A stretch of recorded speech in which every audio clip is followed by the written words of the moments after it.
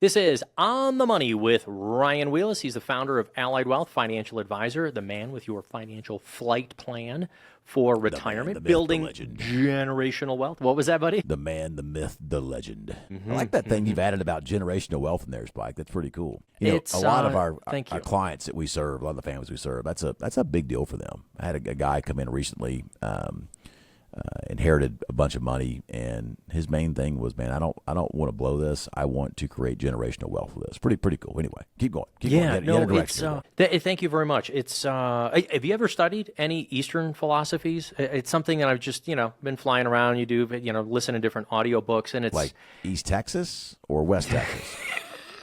Exactly. I meant over the pond. I meant we're here in America, East Texas and West Texas.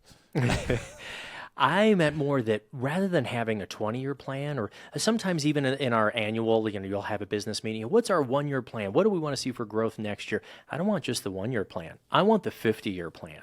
What's the 100-year plan? 150 to 200 years in some cases. Yeah. What's the 100-year plan for our family? And I think it starts with leaving possibly a little bit of a nest egg to the next generation. But it starts, though, with preserving enough of your wealth during your longer years. So it's a complicated discussion, but I told you at the beginning what I wanted to ask you about was some Social Security as well, but go ahead. Well, but now you got it. Now I got to answer it. It is a complicated situation because I plan on, doing well in life and continuing to do well in life, and,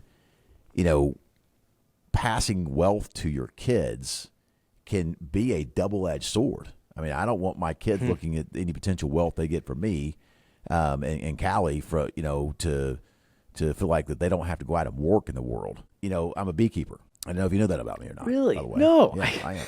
I did not. Yeah. And so we have a flow hive, which is a really awesome beehive contraption. If there's beekeepers listening, they'll know what I'm talking about. And so I bought the flow hive. You have to build it. It comes in parts with nails and screws, and it takes a while to build. And then you have to treat the wood, because it's going to sit outside with stain and paint the roof and all this stuff. Well, I had Jack and Aria do that with me, all right? And they kind of weren't clear as to what we were doing and why, but, Jack was out there hammering nails with me, and so was Aria, and helped me do the painting and the whole 9 yards. So we got it all built, and then you got to let the paint dry, okay? But then you buy bees, all right? And these bees come, and then and they're in this box, and it's called a nuke, by the way, NUC. And so you buy your bees, and you take the bee frames and insert them into your flow hive, all right? And then you wait a little bit of time, and you put what's called a honey super on top to where the bees go up there and make honey. The cool thing about the flow hive is it removes the processing part of making honey. Well, you don't make honey, you process it. The bees make the honey, right? But so anyway, we put the bees in at the right time. There were busy bees, and we went out to see our frames, and they were full in about 2 weeks. So we went out to the hive, no clothes on. The bees are very docile if you buy the right kind of bees. And so we went out there and extracted all the honey. And so now we're extracting this honey, and Callie had bought these jars and had a logo made up that says Wheelis Hives on it. And so we put all the honey in these jars and, did this as a family and had these jars. And Aria goes, well, what are we going to do with these now, Dad? I'm like, well, you're going to sell these. And so people were coming over going, oh, my gosh, is that local honey? And we're like, it's actually local algae relief, and it's $25 a jar. And people were like, I'll take it all. And so we sold through the honey very fast. We actually didn't even have enough left for us. It was gone so fast, right? But the cool thing is, Spike, is in these moments, I'm teaching my kids about business. So we have a beehive jar. The money went into the beehive jar. The kids keep half. The other half goes to pay the bank back. The bank's charging a small amount of interest. Dad, of course, is the bank. And I'm teaching my kids about business. So I think that, when I think about people passing wealth to their kids, one of the ways you can maybe hedge out having your wealth mess your kids up is to teach them about business. I don't know, right, wrong, or different. So I'm sorry. I'm digressing. You're trying to talk about Social Security away from taxation. Finally, I will say, okay, he's really deep into the bee story, and it's fascinating, but I was like, where are we going with this? But no, I do get it. You can't just pass on the generational wealth without either having a purpose or teaching or talking about it. That lump sum of money, What are we going to do with it? And now some of it you can kind of determine what you want to do. You could leave some of it in a trust and say, well, we could take it out at different stages or ages or, accomplishments, or if you're about to get married, or, this is going to be for college for the grandkids, whatever it might be. You can help determine that. But I really like the idea of teaching our family along the way, because one of the things that we've all kind of noticed over the last 20 years, there's not a lot of financial education we're getting from the high schools or even inside the colleges. So it's got to come from somewhere. But, Spike, I remember when I was in flight school, I think I was 21, maybe, I can't remember, 22, something like that. And I got student loans, okay? And Discover Card sent me a credit card with a $10,000 credit limit on it. I was like, holy cow, I just won the lottery, man, And so, to my credit, I did use it to pay for flight school for my flight ratings. And it took me years to pay it off. It didn't go for any pitchers of beer? No pitchers of beer whatsoever? No, it really actually didn't. I went down to the flight school and maxed it out to buy a private pilot rating and a instrument flight rating. And it didn't even pay for all that, by the way. So that's where it went. Of course, it messed up my credit rating because my debt was too high, and nobody taught me that. Nobody ever taught me any of that stuff, right? And so you're right. It's important.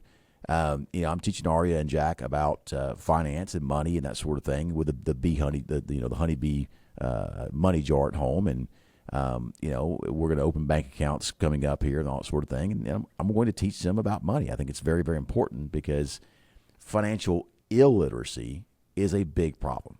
And right. And folks, listen, make no mistake about it. I pay to be on this radio show. I don't.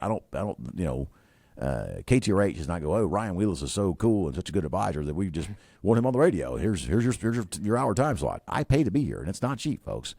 But I do pay to be here because I do have a passion for eliminating or putting a dent in financial illiteracy wherever I can, and I enjoy it. It's something I'm very passionate about. I enjoy teaching about it, and that's the whole impetus and purpose of this show. So if you need help, if you got an old 401k laying around, or you're getting ready to retire and trying to figure out, I've got a pension, do I take the lump sum or the payout? Or you went to a financial dinner seminar and some advisor's trying to sell you an annuity. Should you buy an annuity? Or, are you taking too much risk in your portfolio? Or how do you wring every nickel out of the Social Security system that's rightfully yours? These are all things that we help people with. And to get access to our help, it's easy. And Spike hates when I say this, it's free. We don't charge for it, all right? Now, if you become a client of ours, we are fee-based advisors with a fiduciary standard. You'll know what your fees are. You'll know when you pay us everything that you'll know what we would cost. You'll know what it costs to work with us up front before we engage. So if you want to work with us, have some questions, need some help, call us, folks. 844-944-7555. 844-944-7555. We also have a very awesome website called retirenowhouston.com. Again, retirenowhouston.com. You can get a hold of us both ways. But if you need some help, give us a shout. I've got a team of 9 advisors, a great support staff. We're very competent, very capable, and we're standing by to help you with your needs. 844-944-7555. So whether you're watching us on a YouTube video right now or you're listening to us live during the radio on the weekend here on KTRH, you can call that phone number, or sometimes even in Austin, you might be over there and hear the same voices. Yep, give us a call. We'll do a complimentary financial flight plan, the kinds of things that you'll talk about in a first appointment. I mean, just that first, 60, 90 minutes. Investments, taxes, estate planning, medical choices, things like long-term care, Medicare, all that stuff. Medicare, so, even Medicare Social Security. Part A, B, what supplemental policy is the best one for you. All of those things are things that we talk about and help with, Spike. I mean, there's a full, there's just so much that goes into moving from what you did in your job to being retired. And there's a lot of steps. And it's become a do-it-yourself world. All right. But, even as a do-it-yourselfer, which I am, by the way, as far as putting things together at home, guess what I do, Spike? If I buy even the beehive I was talking about earlier, I got on YouTube and watched the guy put one together. Right? Yeah. It's the same thing. You get on YouTube and watch how we do retirement planning and how we put your retirement plan together. It's really no different. On our next video and in the next segment for the radio, we will talk about Social Security. We just covered the beekeeping right now. So we will talk about that. And just like you do, so we're going to do the ins and outs of Social Security today, what do we need to be thinking about with the new election results? We've got all sides of the aisle on the right side. So will they come together on Social Security? I want to ask Ryan about that when we get back. Call the phone number. You can go to the YouTube channel. You can go to retirenowhouston.com. Tons of free tools there. The number, 844-944-7555. If you're listening on the radio, there are people standing by literally right now who will schedule that appointment for you. More On the Money with Ryan Wheelis right after this.